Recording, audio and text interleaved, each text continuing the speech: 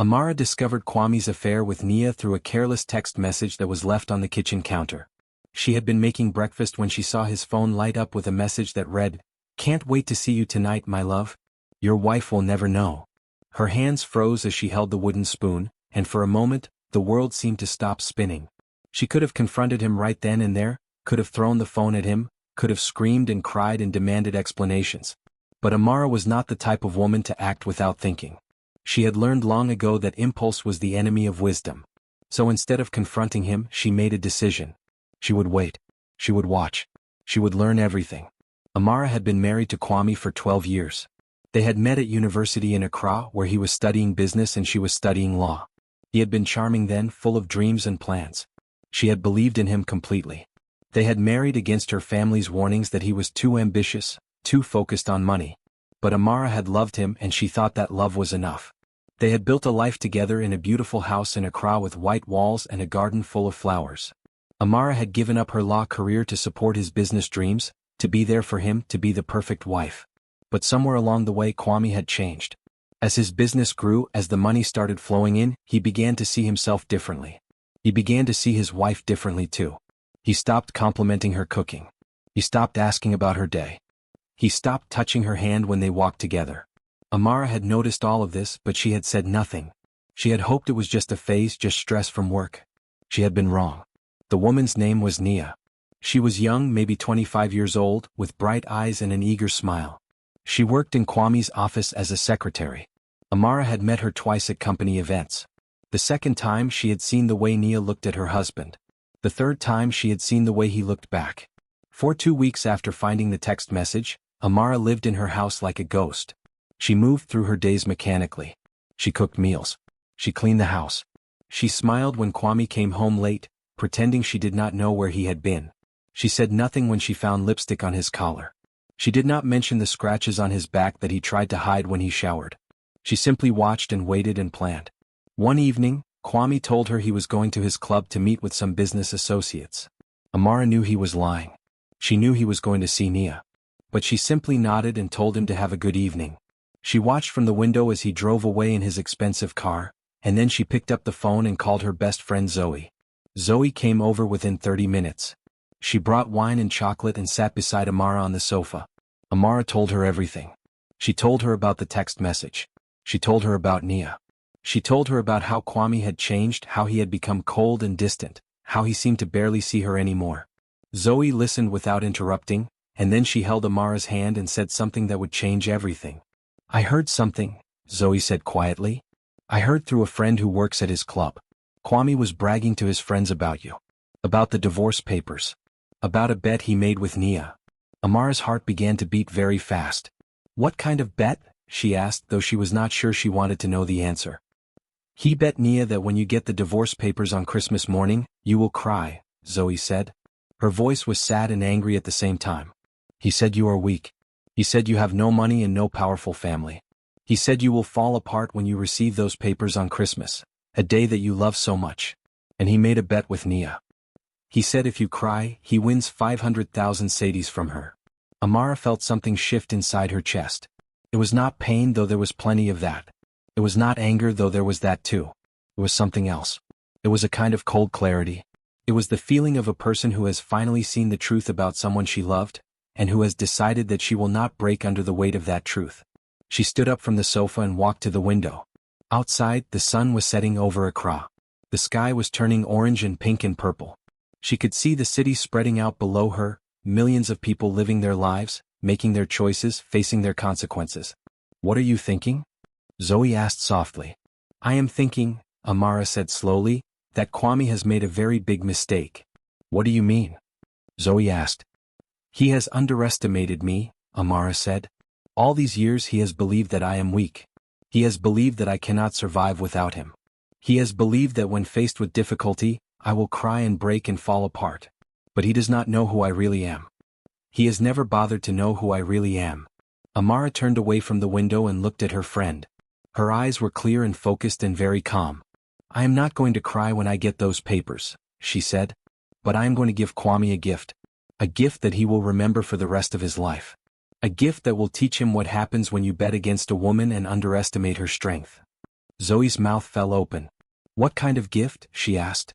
Amara smiled, but it was not a smile of happiness. It was the smile of a woman who had made a decision, who had seen the road ahead clearly, and who was ready to walk down that road, no matter how difficult it might be. "I do not know yet," she said. "But I have 3 weeks to figure it out. And by the time Christmas morning comes, Kwame will understand what it means to make a bet against Amara." That night, after Zoe had gone home, Amara sat alone in her house and made a plan. It was a plan that would require her to be clever and patient and brave. It was a plan that would require her to reach out to people she trusted. It was a plan that would change her life forever. But as she sat there in the darkness, with only the sound of her own breathing to keep her company, Amara knew that she was ready. She was ready for whatever came next. Amara woke up the next morning with a clear sense of purpose. She had slept only 3 hours, but she felt more awake and alive than she had in months. The first thing she did was call her cousin Ibo.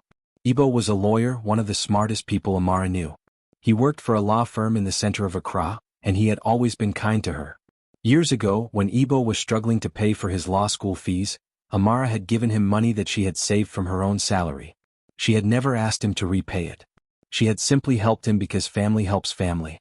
Now she was going to ask him for his help in return. Ibo arrived at her house that afternoon. He was a tall man with kind eyes and a serious face. When Amara opened the door and saw him, she could see the concern in his expression. He knew something was wrong just by looking at her. "Come inside," Amara said, and she closed the door behind him. They sat in the living room and Amara told him everything. She told him about the text message. She told him about Nia. She told him about the bet. She told him about Kwame's plan to give her nothing in the divorce settlement. Ibo listened carefully, and when she finished, he was quiet for a long time. "He thinks you are helpless," Ibo said finally. "He thinks he can take everything from you because you have been out of the workforce for so long. He thinks you will not know how to fight back." "That is exactly what he thinks," Amara said. "But I want to know something. I want to know if there is anything illegal about what he has done. I want to know if there are hidden accounts. I want to know about the shell companies. I want to know everything." Ibo leaned back in his chair and thought for a moment.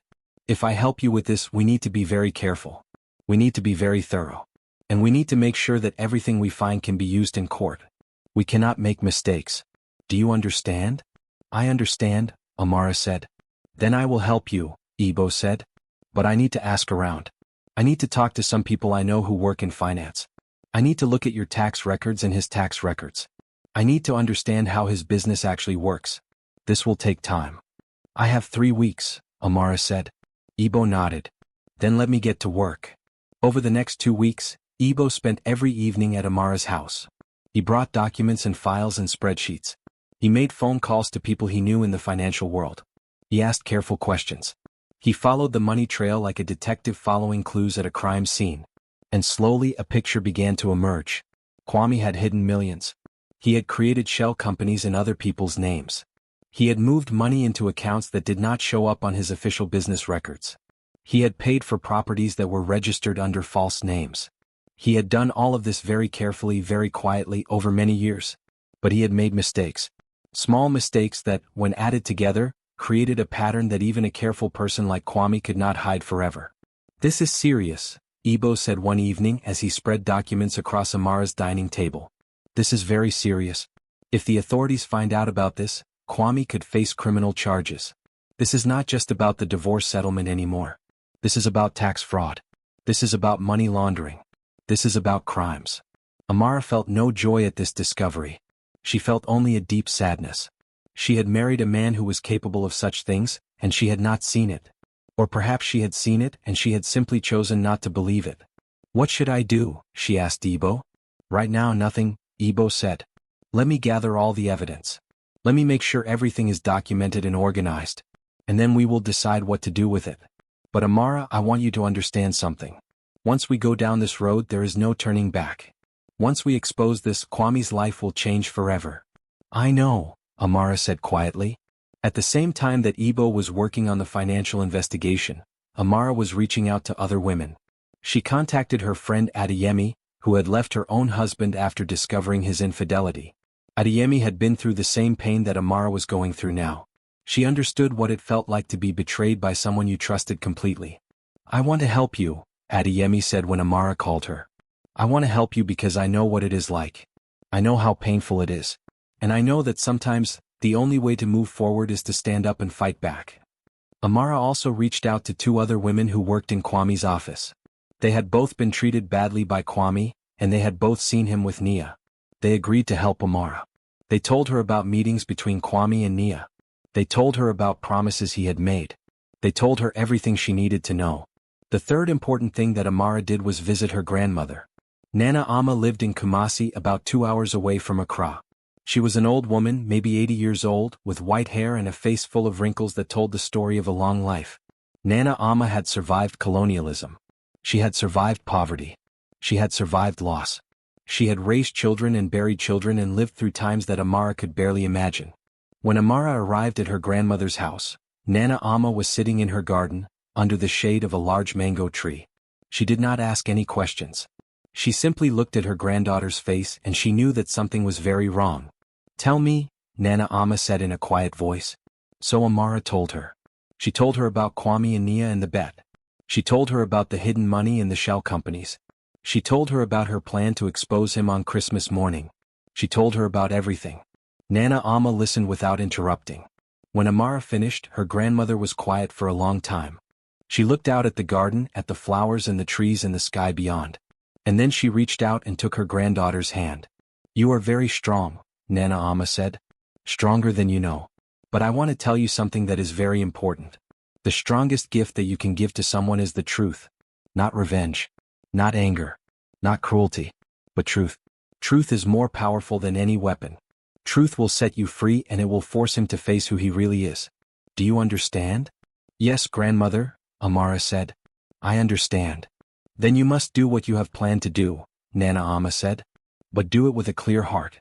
Do it because it is right, not because you are angry. Do it because he needs to learn. And do it so that you can be free."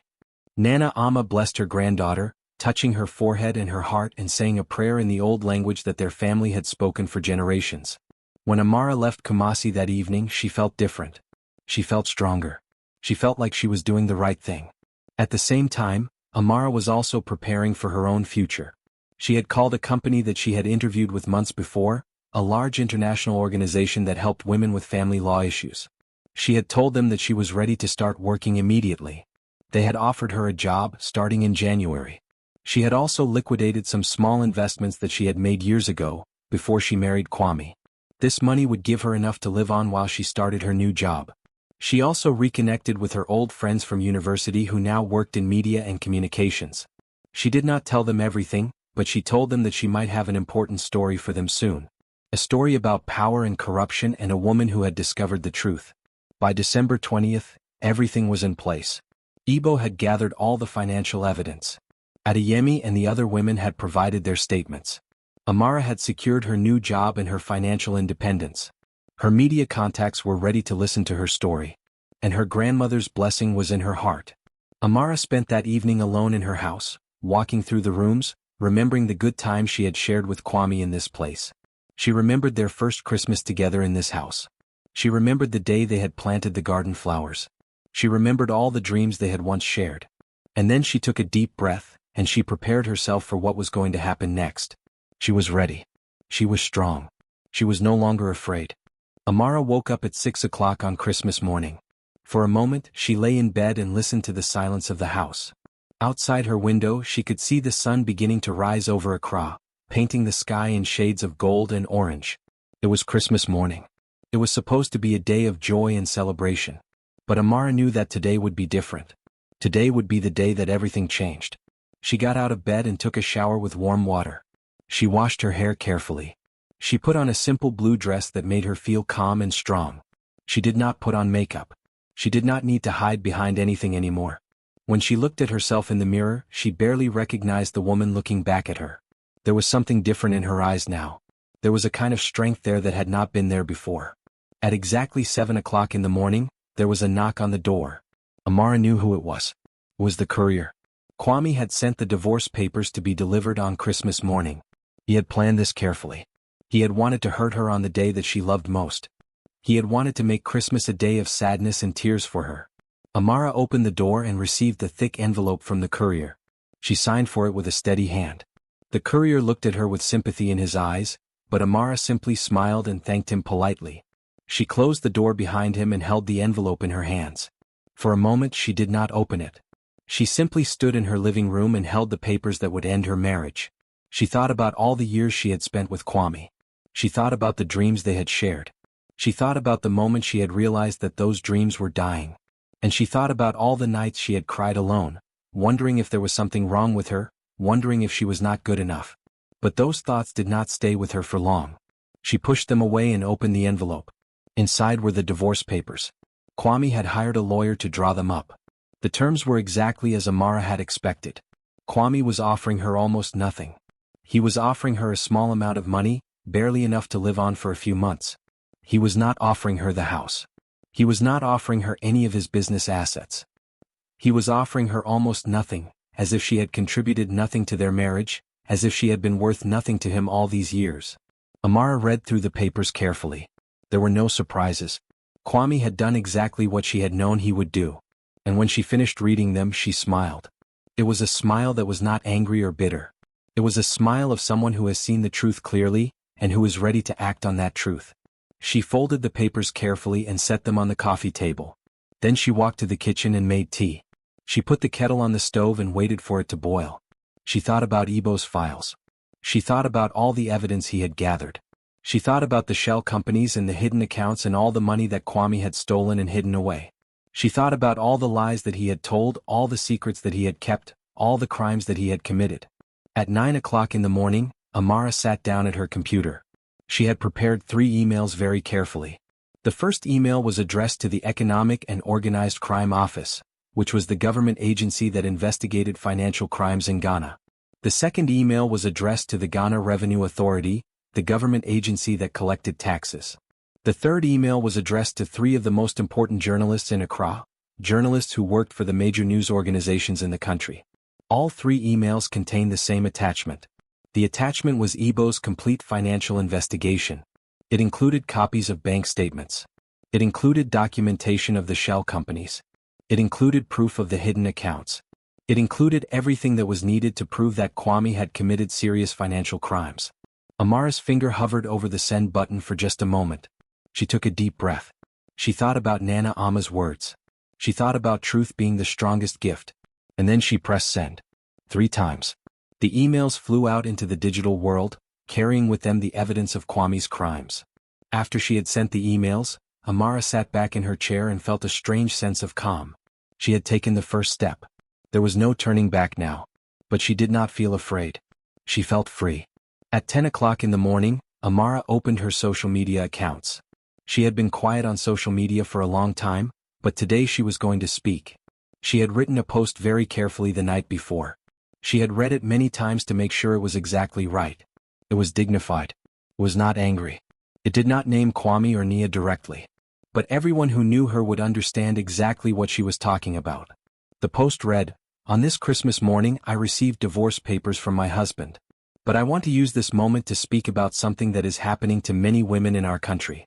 I want to speak about financial exploitation.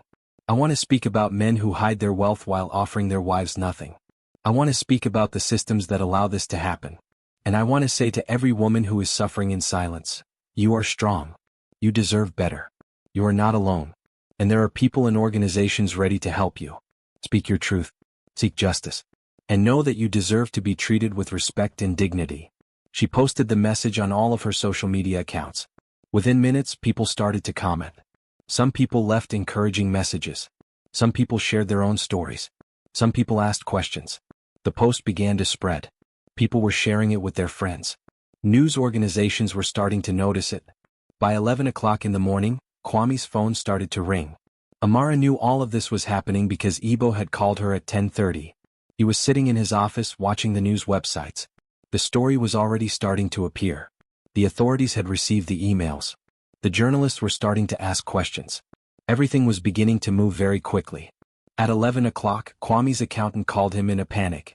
The man told Kwame that government officials were asking questions about his accounts. He told Kwame that there had been a complaint filed against him. He told Kwame that Kwame needed to hire a lawyer immediately. At 11:15, Kwame's lawyer called him. The lawyer said that journalists from at least 2 major news organizations were calling, asking for a comment about allegations of financial crime. At 11:30, the Economic and Organized Crime Office called Kwame directly. They told him that they had received a complaint against him, and they were opening an investigation. They told him that he needed to come to their office to answer questions. They told him that he should bring a lawyer with him. By noon, Kwame was sitting in his living room, pale and shaking, watching his entire world fall apart. He tried to call Nia, but she would not answer her phone. He tried to call his business partners, but they would not take his calls. He tried to call his friends, but they were all suddenly very busy. In the afternoon, the newspaper started publishing the story. Local businessman under investigation for financial crimes, read one headline. Hidden accounts and shell companies revealed, read another. By evening, Kwame's face was on the television news. His name was being spoken on the radio. But Amara did not watch any of this. She did not need to. She had given Kwame her gift. Her gift was not tears. Her gift was not anger. Her gift was not revenge. Her gift was consequences. Her gift was the truth that he had been running from for so long. Her gift was showing him that actions have results, that lies catch up with you eventually, and that no amount of money can protect you from the truth. Amara spent Christmas afternoon sitting in her garden, drinking tea and eating the special Christmas bread that she had baked the day before. She was alone, but she did not feel lonely. She felt peaceful. She felt like she had finally done what she needed to do. She had taken back her power. She had spoken her truth. And she was ready for whatever would come next. The days after Christmas were like watching a building collapse in slow motion. Kwame's world, which had seemed so solid and permanent, began to crumble piece by piece, moment by moment. And there was nothing he could do to stop it. The first thing that happened was that his business partners abandoned him. Kwame had built his import-export business with 3 other men. They had been partners for 10 years. They had eaten meals together. They had celebrated successes together. They had become, or so Kwame thought, like brothers. But when the news broke about the financial crimes investigation, they did not call him to ask if he was okay. They did not offer him support.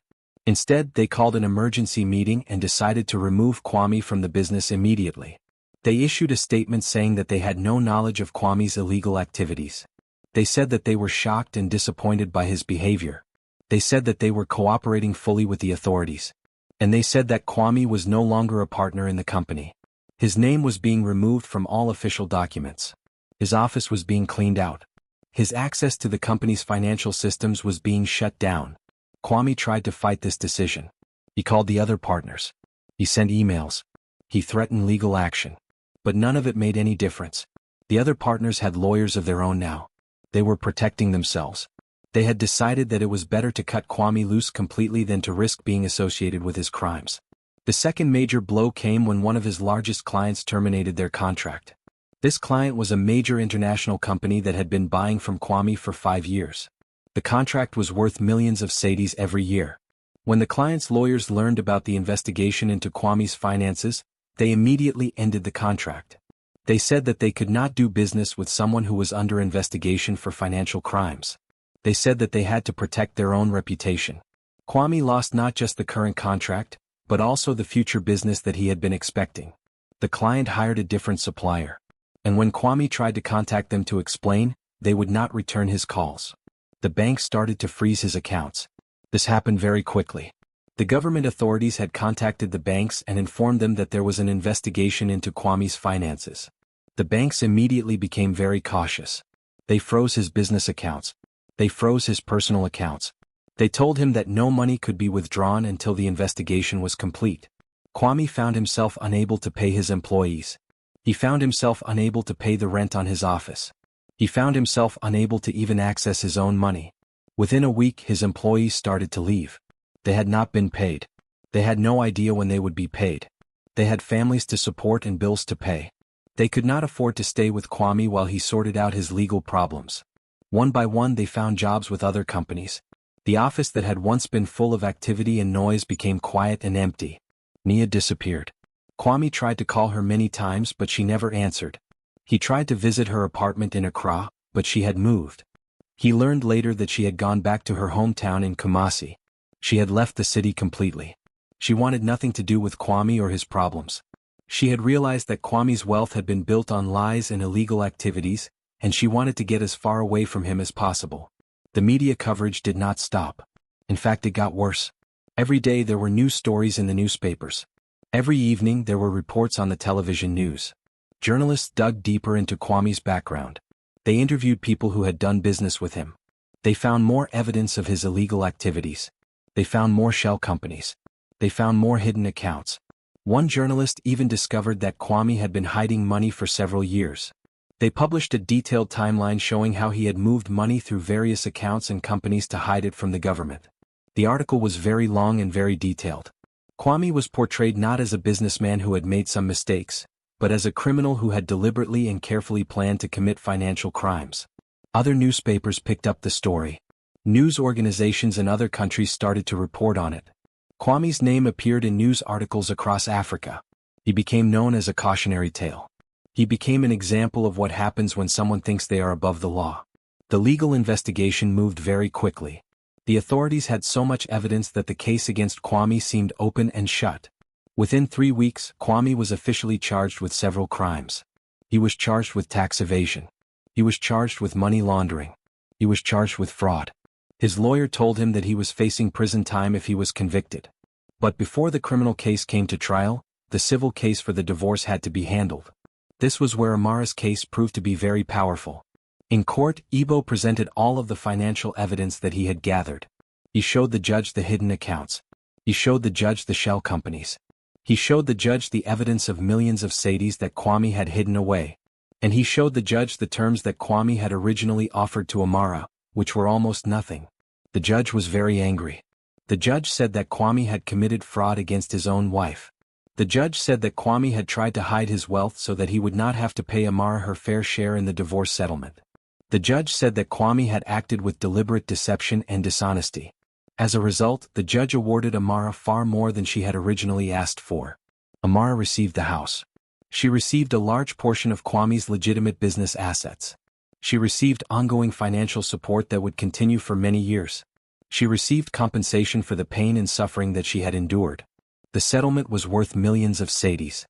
When the judge announced the decision, Amara sat very still. She did not smile. She did not cry. She simply accepted the judge's words as she had accepted everything else, with calm and dignity.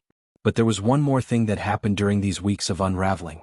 Kwame's mother, Abina, came to see Amara. Abina was a dignified woman in her 70s. She had always been kind to Amara, but she had also always been loyal to her son. When she learned what Kwame had done, she was devastated. She was ashamed. She had raised her son better than this. She had taught him about honesty and respect. She did not know how he had become the kind of man who would commit such crimes. Abina came to Amara's house one afternoon. When Amara opened the door, she saw that Kwame's mother had been crying. Her eyes were red and swollen. "I am so sorry," Abina said. She did not ask to come in. She did not try to make excuses for her son. She simply said, "I am so sorry for what my son has done to you. I raised him better than this. I do not know where I failed." Amara put her hand on Abina's arm and invited her inside. They sat together in the living room and Abina wept. Amara did not cry, but she sat with Kwame's mother and let her grieve. They talked about the son and husband that Abina and Amara had both lost, because the Kwame they had known seemed to have disappeared somewhere along the way. "You did not fail," Amara said to Abina. "Kwame made his own choices. You cannot control what other people choose to do." When Abina left that day, she embraced Amara. She told Amara that she loved her, and that she would always consider her a daughter, regardless of what happened with Kwame. Within weeks, Kwame's name became a cautionary tale in Accra's high society. Wealthy businesspeople would point to him as an example of what happens when you become too arrogant, when you think you are above the law, when you forget about honesty and integrity. Young people just starting their careers would hear the story and understand that reputation mattered. Young women would hear about what Kwame had done to Amara and would understand the importance of financial independence. The story spread through Accra like a warning. Do not become like Kwame. Do not hurt the people who love you. Do not think that money makes you untouchable. And through it all, Amara stood strong. She had given Kwame his gift. His gift was the truth. His gift was consequences. His gift was the understanding, finally, that actions have results, and that no one is above the law. 1 year had passed since Christmas morning. 1 year had passed since Amara received the divorce papers. 1 year had passed since she gave Kwame her gift of truth and consequences. And in that year, everything had changed. Amara sat at her desk in her new office in the center of Accra. The office was small but beautiful. There was a window that looked out onto the street below, and she could see people walking past going about their daily lives. On her desk were files and documents and photographs. These were the stories of women who had come to her for help. Amara worked for an international organization that helped women navigate family law. Her job was to listen to women who had been betrayed, exploited, or abandoned by their husbands or partners.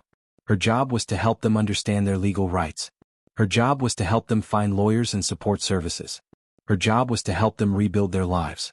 She was very good at this work. She was good at it because she understood what these women were going through. She had been through it herself. She had felt the pain of betrayal. She had felt the fear of uncertainty. She had felt the weight of trying to figure out how to survive after someone you loved had hurt you so deeply. When women came to her office, they often came in with tears in their eyes. They came in scared and confused. They came in feeling like their lives were over. And Amara would sit with them and listen. She would not rush them. She would not judge them. She would simply listen. And then she would tell them about her own story.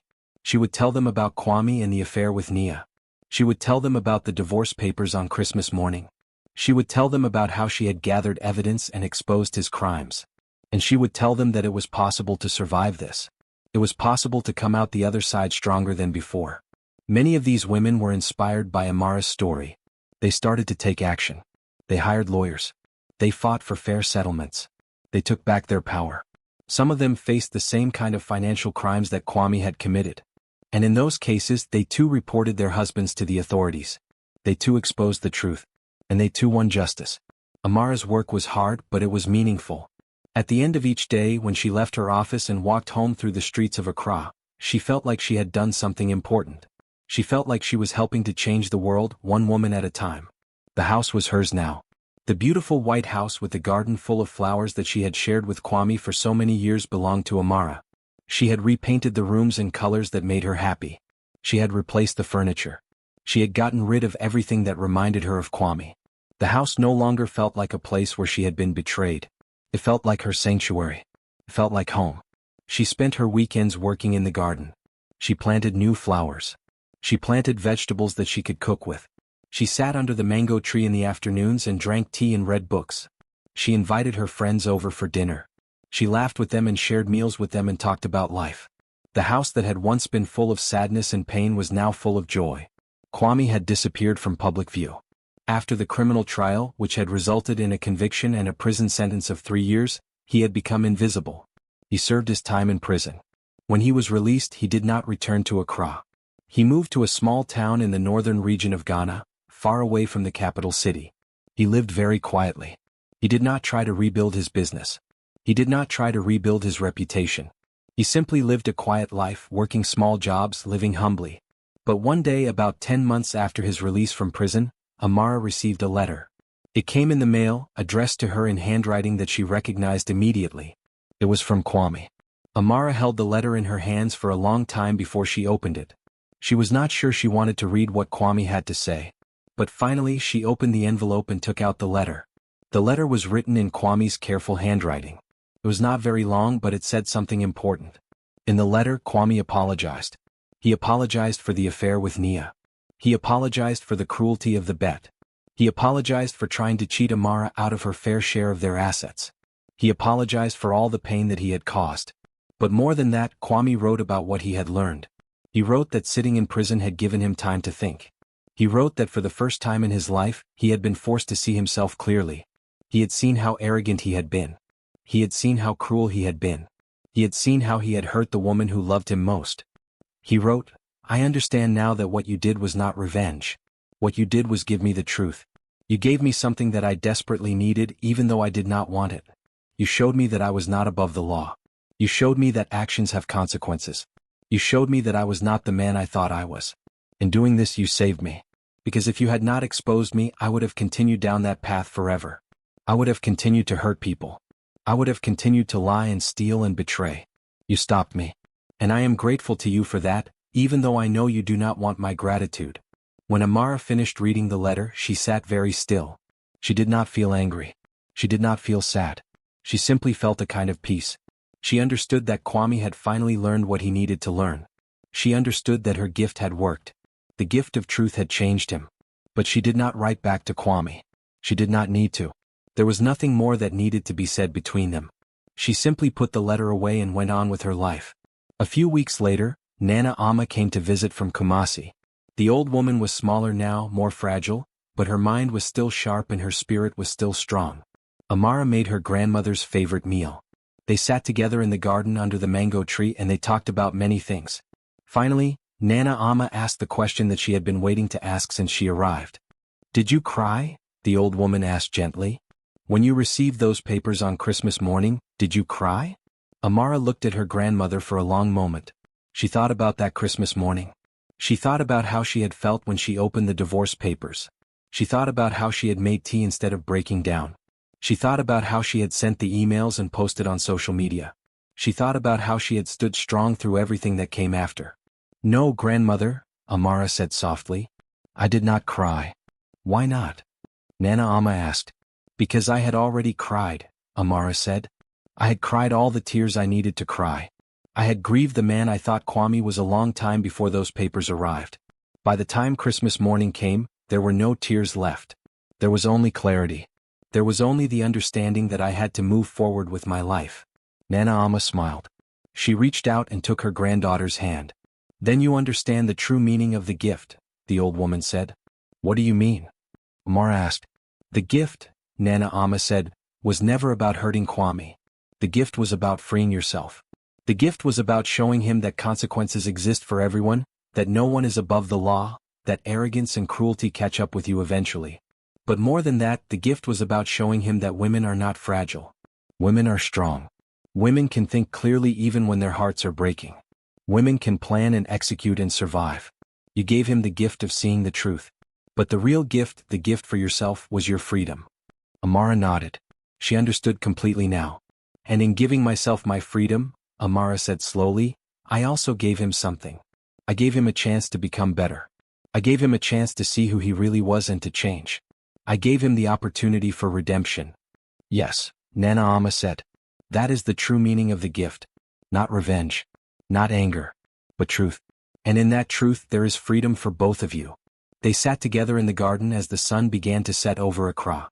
The sky turned orange and pink and purple, and the city below them began to light up with thousands of lights. Amara felt her grandmother's hand in hers and she felt at peace. She had survived. She had overcome. She had transformed her pain into purpose. And she had given the world a story that would inspire other women to stand up and fight for themselves. Years later, people would still talk about Amara's story in Accra. They would talk about how she had exposed her husband's crimes. They would talk about how she had rebuilt her life. They would talk about how she had dedicated herself to helping other women. And they would talk about how she had done all of this not with anger or revenge, but with dignity and truth. Amara's story became a legend. It became a story of hope. It became a story that mothers told their daughters. It became a story that showed that even in your darkest moment, when your heart is broken and your trust has been betrayed, it is possible to rise up and create something beautiful from the ashes of what has been destroyed. And at the heart of that story was a simple truth. The truth that consequences exist for everyone. The truth that women are strong. The truth that freedom comes not from revenge, but from standing in your power and speaking your truth, no matter how difficult that might be.